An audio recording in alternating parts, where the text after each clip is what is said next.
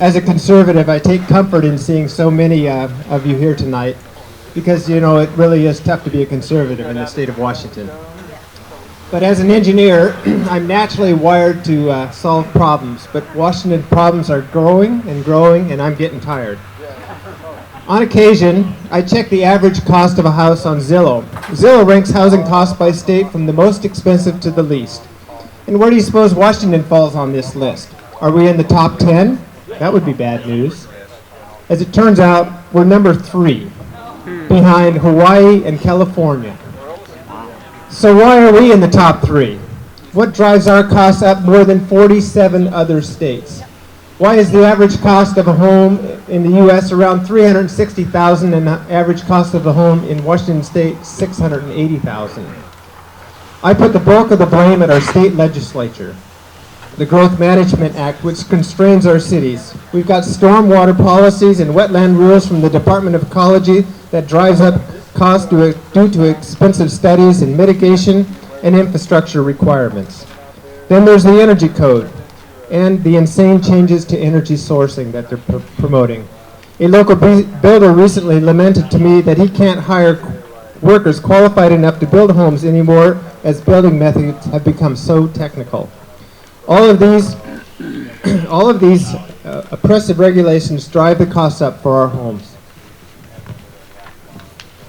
Additionally, the big cities' rack 'em and stack 'em mentality drives families to the smaller cities where single-family residents are still available. Like Lynden and Ferndale, where our populations have swelled in the last 30 years. Since 1990, we've grown 180%, both Lynden and Ferndale. By comparison, Bellingham, 80% in that 30-year period. And the liberals in Bellingham think they're doing a great job, and they're just pushing them out. And expensive housing fuels homelessness, another rampant problem in our state. So what are the solutions for that problem for a liberal? Build and give away to the homeless tiny homes, housing that don't have to follow all the rules and regulations. Since the ultimate outcome is dear to the liberal agenda, the rules and regulations are waived for tiny houses. Homes don't meet the energy codes. Homes are built in parking lots that don't meet zoning codes, or zoning codes are simply modified to make the housing work. Dwellings drive down the existing home values and drive up crime in established neighborhoods. Now, as a fiscal conservative, I find myself in a quandary. I know that I cannot spend beyond my income, both in my personal life and my life as a city leader. But along here comes the federal government offering inordinate quantities of money for new projects. One side of me says, don't take the money, it just drives up the federal deficit. The other side of me says, if we don't ask, some other liberal city will, and they'll get it and spend it on a project or program that we would not agree with, or programs that will never stop costing the taxpayers. The fact is, all the federal money probably will go out, and the deficit will be the same whether I ask or not. So I ask. And personally, I want Lynden to be a beautiful community for my great-grandchildren to live in. And so I go to the federal trough to ask for money that will hopefully lower the cost of land in Lynden's urban growth area. Oh, the urban growth area. That's another construct of the Growth Management Act that drives up the cost of housing. Also, as mayor, I chase funds at the state level, too. Fortunately, the state must operate with a balanced budget, and the citizens of my town are paying their fair share of their taxes the state collects. I'm just trying to get our fair share back for my community. And here's another quandary. To win small battles, I have learned there must be collaboration with the other side of the political spectrum. Unless you're in it and doing it, you probably can't understand or appreciate some of the needed compromises. Just ask Ben Ellenbach, Kathy Kirshner, or Tyler Bird, our conservative representatives on the county council, how this works. They are a strong coalition of conservatives that always need just one more vote to get a majority on any issue. But it was impressive to watch them work together over the past few months to hammer out an ordinance that got the jail measure on the November ballot. And I actually believe we have a plan that will pass and work. Savvy conservatives know there would be no jail without some liberal votes. There had to be a little give and take throughout the process. I know there's a segment on the far left that think it's terrible to build any jail. At the same time, on the far right, there is resist to any new taxes. But here's the reality. To get things done, to move the needle, to shift the direction, is a slow and steady race that requires collaboration and, yes, sometimes tough compromises. So to save Washington State, we cannot undervalue the importance of building a bench of qualified individuals to fill our local nonpartisan positions. We need like-minded folks committed to serving on water districts, school boards, city councils, and county council. These conservatives will be instrumental in micro changes, and then they will learn the ropes for higher office to impact macro changes.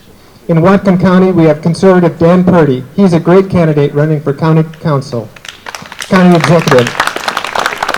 Fortunately for county council, we have great candidates with Kathy Kirshner, Mark Strimler, Ben Allenbus, and Hannah Ordos. These would be great conservatives as well. It would be a huge game changer for our county to seat 4 conservatives on the county council. This will not be easy, but just think back 1 year ago. We had 3 strong candidates for the state, house, and senate, all lost to liberals, and that was in the 42nd district without North Bellingham. We need every conservative to vote. Let's stay engaged. Let's write checks. Let's boldly talk to our neighbors. Let's encourage one another, especially be in prayer, and let's stay united and turn the tide. Our next speaker is the chair of the Whatcom County Young Republicans. Ashley's having a huge impact, so please come up and give us your remarks. Thank you. All right, thank you all for coming tonight. So, after hearing from Mayor Korthuis, I don't think I need to tell you all the reasons why we need people involved. But I do want to tell you, for those of you who weren't here earlier, the Young Republicans here in Whatcom County has got a new chapter started. And we are now, we just, I think, hit 60 members, so we are pushing to try to make it 200 or over 100 by the end of Raspberry Festival. So that's tomorrow. So I need all of you guys to go and tell at least 5 people from the ages of 18 to 40 tonight to come visit us at the Raspberry Festival. We're in the Kids Zone. So one thing you may not know about the Young Republicans is the National Young Republicans have been around forever. So they've been around since, 1865 was the year after the Republican Party was formalized, the Young Republicans started. So it's been around for a really long time, right? Now, I involved in a lot of different avenues of politics. I hear all the time, oh my gosh, you're here, you're there, you're everywhere. And because this is my passion, but my passion is to be involved, and my passion is to try to help people be educated, and then also to win. But here's the thing, Ken Bell tells me it's his generation's fault we're in this mess. Now, I'm not gonna say he's right or wrong. He's not here, I should maybe say if he's right or wrong, but what I'm going to say is, it doesn't matter whose fault it is that we're here, left, right, young, old, we're here now, and we're here together.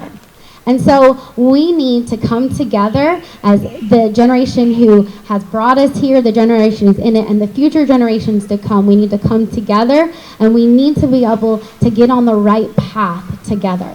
So how do we do that? With Young Republicans, we want to recruit them, we want to train them, and we want to get them elected.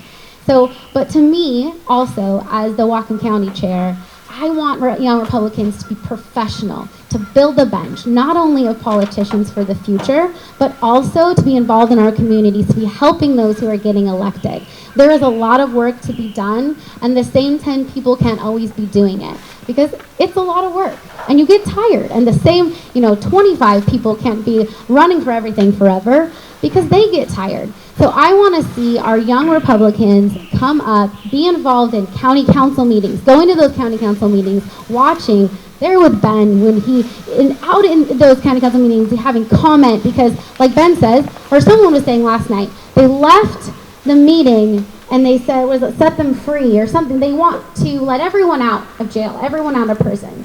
And where are we that says, keep the public safe on our backs, right? Why aren't we there? Well, because we're a small group right now, but we need to grow. And I need all of you to help me grow the Young Republicans, because I am pretty sure some of you have kids and grandkids. And so I'm barely a Young Republican, just barely still. And so I'm gonna use the last couple years I have to try to recruit and train and get those elected and help those get elected. And so I now have an 18-year-old, and on his birthday, I made him sign up. So my husband and myself and my son, we have 3 young Republicans in our house. So I want you to help me and go find those young Republicans. We've got Danny, who's running for school board, who's a young Republican. We have Johanna, who knocked, I think, more doors than anyone in the state. I mean, I might be wrong, but close. I know at least most in Whatcom County. So we are making big waves, and we are going to come alongside the Republican Party and be an asset. And we're not here to take over, but we're here to inherit the heart of the party that you created. So I just ask that you help us, and I'll take any questions. I don't know if anyone has any questions about what we're doing. We don't have a website yet. Like I said, we're brand new this year. We're getting things up and going. But if anyone has any questions, I'll take them. Yes, Johanna. As a new member, what would be the best way for us to get involved? Yeah, so this summer, actually, we are going to, thanks to Max and Carol Perry, we have our own booth right next door to the Whatcom Republicans at the fair. And so we've got 10 whole days to come and staff that booth. And so I would ask that you, again, find those young Republicans, 18 to 40, and even under 18, we can have affiliates who can come and staff that booth with us. Because we absolutely cannot let the future generation think that they can just sit by and do nothing. They have to have an identity, and we have to lead them. We have to lead boldly into the future. So come out to the fair. You can go, in the table back there, there's a sign-up sheet. But if anyone wants my phone number, I will call any person that you think should be a young Republican. I'm not shy at all. So I will be happy to invite anyone. And anyone who signs up in this weekend gets entered for a $100 gas card, just like a quarter tank of gas. So again, I want to stress the fact that young Republicans are here to be an asset, here to help those running. We absolutely cannot win without the field game and the building of relationships. So help us inherit the heart of the party. It's no secret that our public safety, our system of public safety is in crisis. I don't think that's an overstatement. We've seen crime on a drastic increase after the Democrats passed so-called police reforms in 2021, really hampering the ability of law enforcement across our state to keep our communities safe. But thankfully, we've got local leaders across Washington state that are doing their best, even with those limitations. And one of those is Sherriff Bill Elfo, who's been leading the county sheriff department for 20 years. And so please join me in welcoming Sheriff Bill.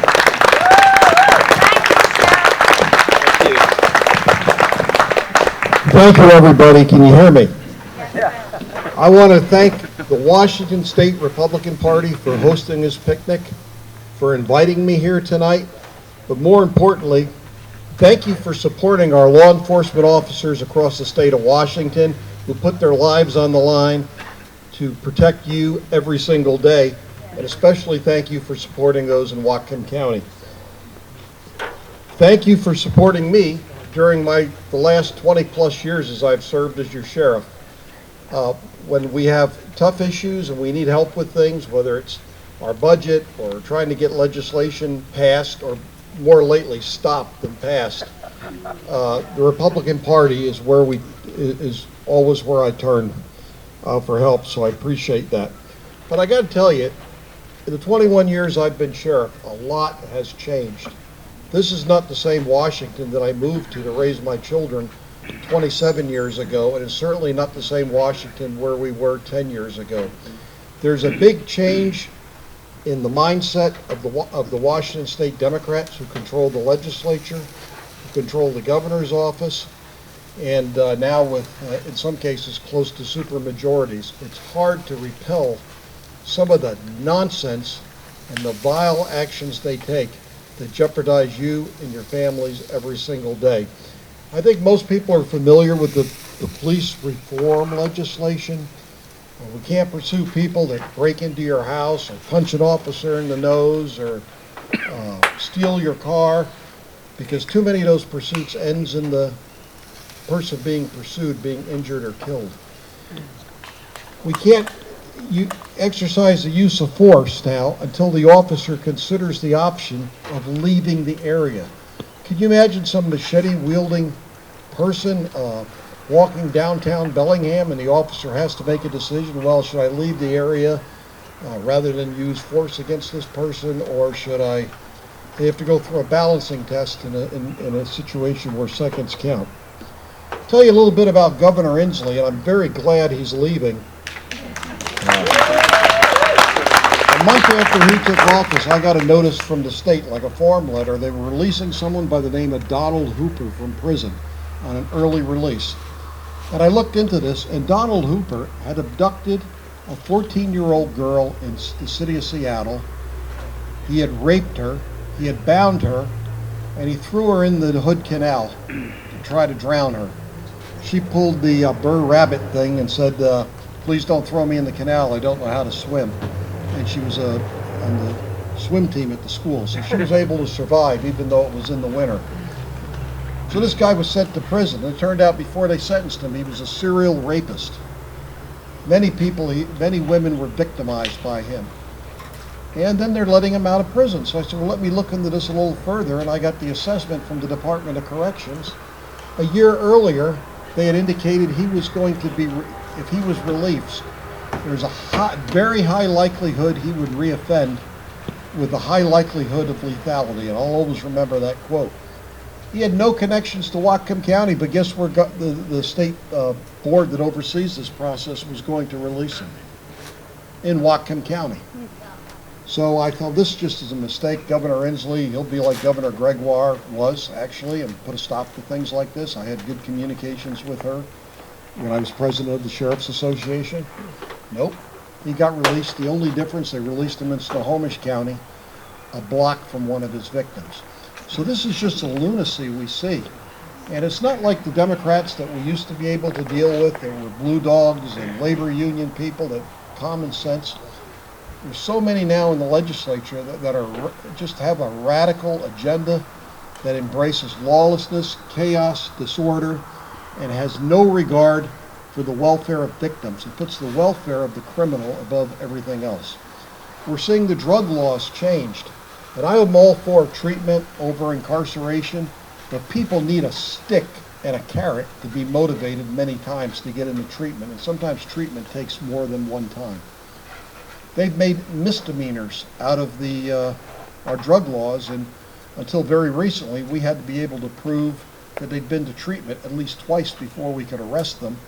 And there's no data bank or no data to be able to find that out. There was no record keeping, so drugs are free.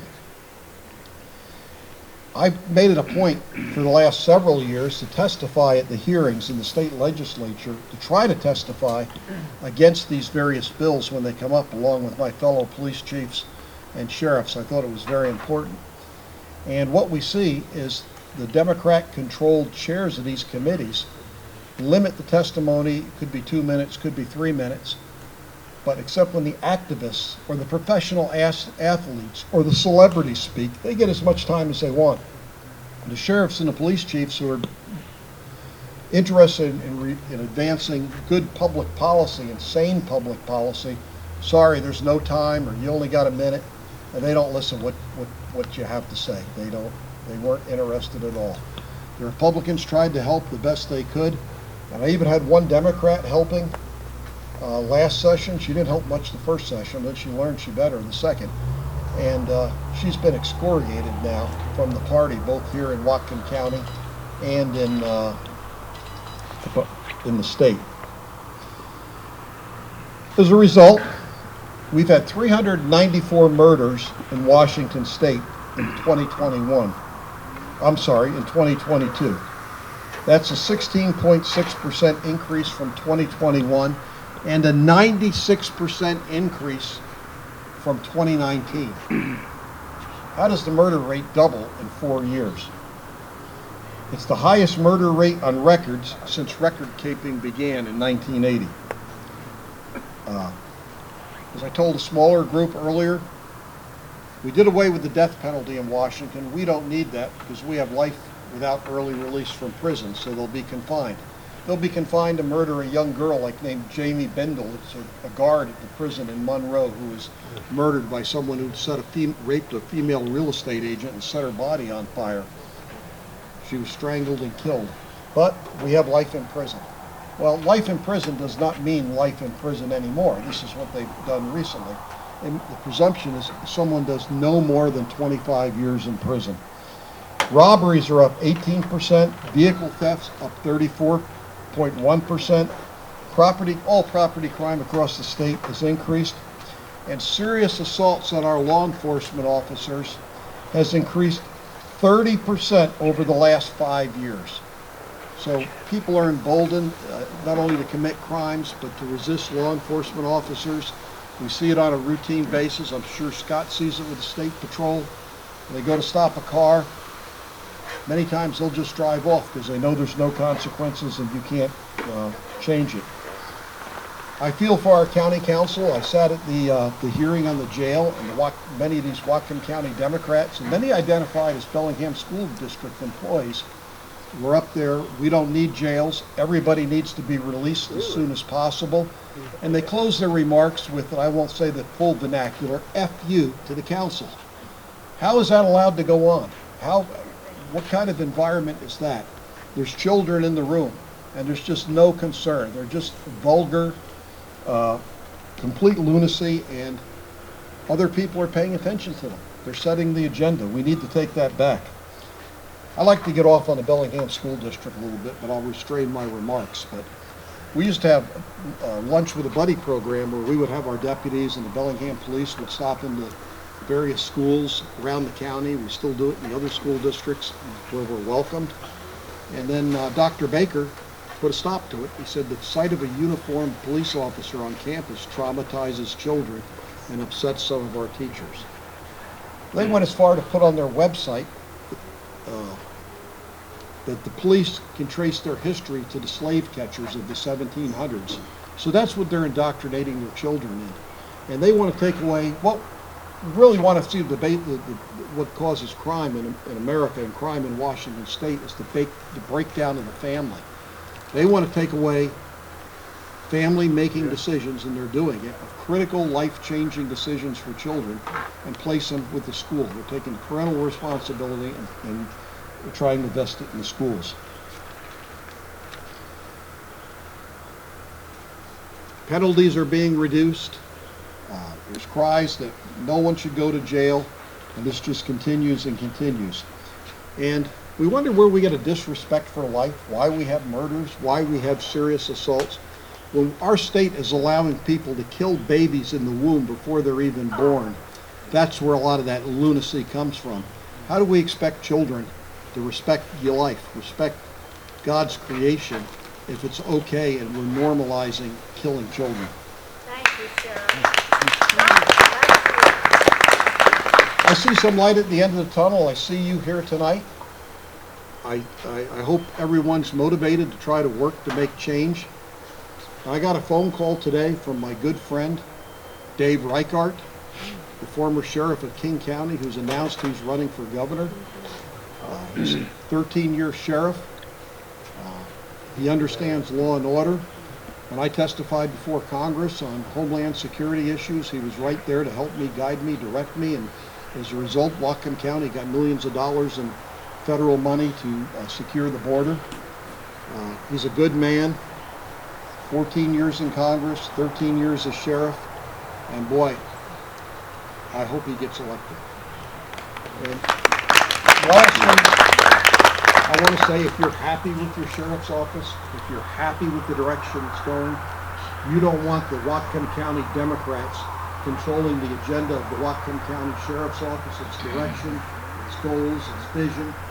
You want someone that's going to maintain the course and improve the sheriff's office and make life safer for everyone. So I urge everyone here to support my undersheriff, Doug Chadwick, in his quest to be sheriff of Whatcom County. And last, this is maybe the last Republican picnic, but I'm here as your sheriff. I'll still be here and still working, and I'll probably have more time to volunteer to help you. But I just want to thank my wife and my family, my children, for supporting me as well for these last 21 years. So 250 years, at this point 247 years of independence from Great Britain, of freedom, of believing in life, liberty, and the pursuit of happiness, those principles set out in our Declaration of Independence. And I think as we reflect on the current state of our country, there's cause for concern, I think is a fair assessment of where we're at. I feel like we're losing what it means to be an American, the values of hard work, of freedom, of independence and not dependence. And so I firmly believe this is a pivotal time in our nation's history, and it is a pivotal time in the history of Washington State. As Sherriff Bill was talking about, public safety is under assault. Our law enforcement are disrespected. Democrats in Olympia are making it harder and harder for them to do their jobs. They're chasing them out of Seattle. The city of Seattle, my friend, my pastor at my church actually is a Seattle police officer. They've lost over 500 officers, positions, over the last 3 years. They've gone from 1,500 in the department down to 1,000. And you see the crime, you see the carte blanche, essential legalization of drugs, with the Supreme Court overturning the Blake decision and the Democrat legislators refusing to act. And so we see the state of public safety in our state. We see the assault on parents and their involvement in their kids' lives with the passage of Senate Bill 5599. I'm sure there's a referendum that you can sign to repeal that. But every single Democrat, and Governor Inslee signed a bill saying that kids as young as 13 can leave home and the state will not tell their parents where they're at, and the state will begin gender transitioning those children. As a parent of 3 young kids, that is absolutely terrifying and horrifying.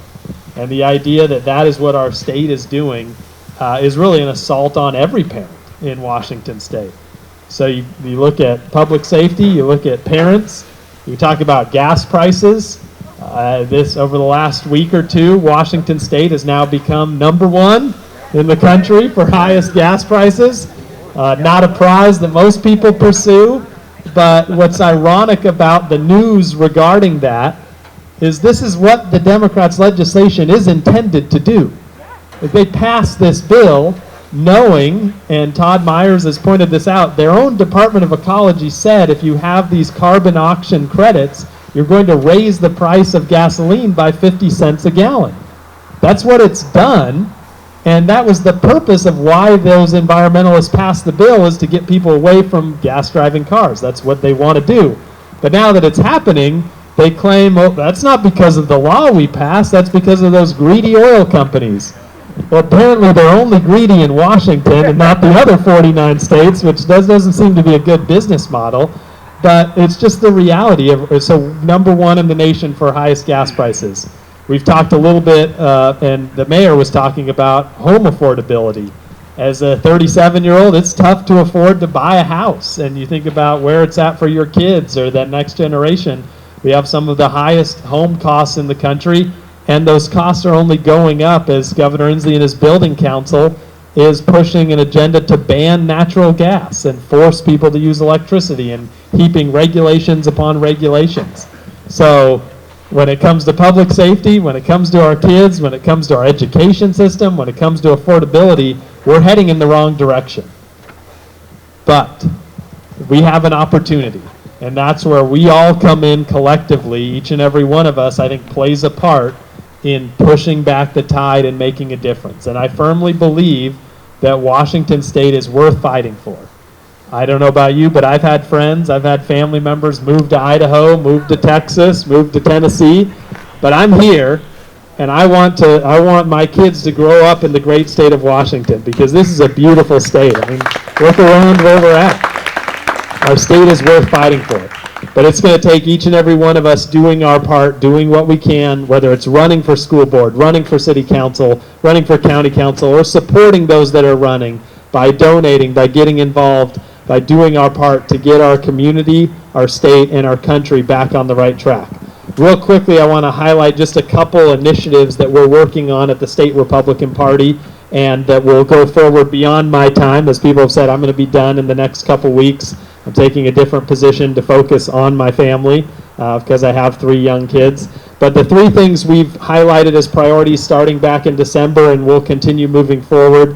#1 is we have to do something about the top 2 primary and eating our own as Republicans. And so what we've proposed and put forward is, and there will be a rule proposal voted on by our state committee in August to implement an endorsement state convention in 2024. So we're already going to have our state convention. We're going to have our precinct caucuses in January. Then we'll have county conventions across the state in February and March.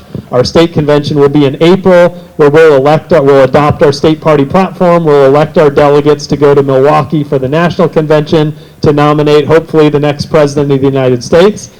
But as part of that convention process, we said, you know what, we should have the grassroots delegates elected from the caucuses and the county conventions endorse one candidate for governor, one candidate for attorney general, one candidate for lieutenant governor. So instead of having 10 people running and we split the vote, because as I was thinking about next year's governor's race, the last thing I want is a choice between Bob Ferguson, who I believe is going to be worse than Governor Inslee, if that's possible, and Hillary Franz, another Democrat. It's like worse and worser. And so we want to make sure that we have a Republican moving in the top two and with a strong chance to win. And the only way we do that is by getting engaged. So we've proposed that endorsement state convention, which I think is a good solution to the top two primary and the challenges we've been facing. So you can get involved with that by attending your precinct caucuses in January, running to be a delegate, supporting people to go to the county convention, to then support the candidates that you want them to support for those statewide offices. So that is something, it's a historic change from the state party's approach to the primary over the last 15 years. The second thing that we really need to implement as a party across Washington state is, I call it ballot collection.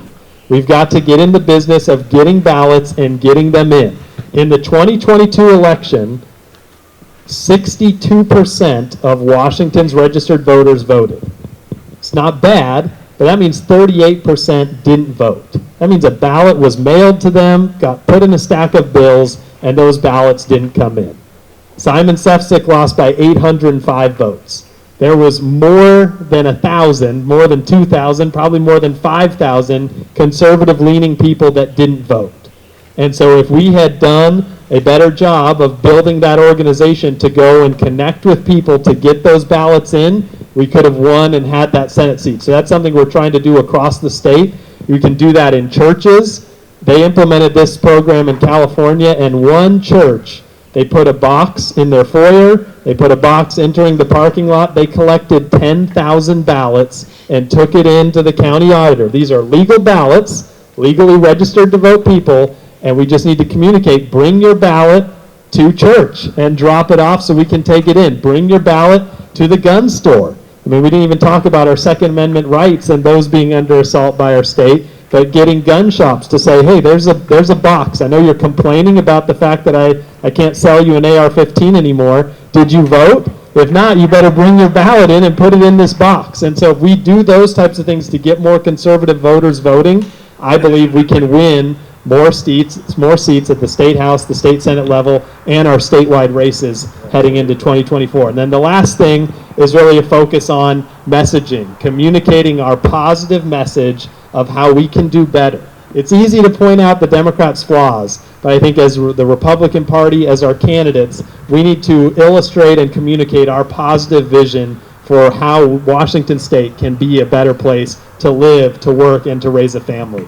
So we have those solutions. We've got to communicate those with the people of Washington State.